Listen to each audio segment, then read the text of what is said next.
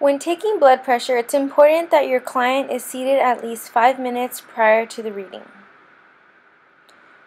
You also want to make sure that their left arm is rested on a stable surface and both feet are planted on the ground.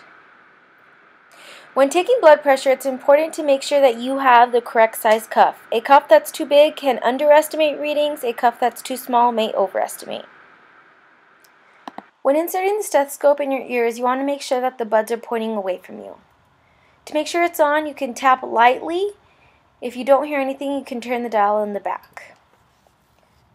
When placing the cuff around your patient's arm, you want to make sure that you put the artery mark over the brachial artery and leave 1 inch of antecubital space. You want to wrap it around tight, but not too tight to where you can't insert the stethoscope over the artery. It is very important that your client is wearing short sleeves, so that way you get an accurate reading. Make sure that no cords are in the way, that way they don't rub up against the stethoscope, making you mistake them for heartbeats. Turn the little knob on the pump all the way to the right until it's tight, and you are going to pump all the way up until you see the little needle reach around 180 millimeters of mercury. According to ACSM, you want to release by turning the dial to the left at around 2 to 5 millimeters of mercury per second.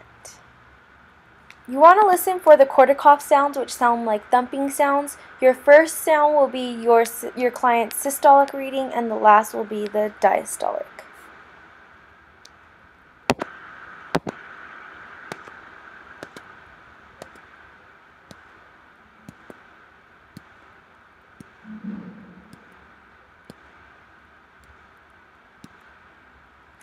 So for that reading, I got a 106/66 reading, and that is how you take blood pressure.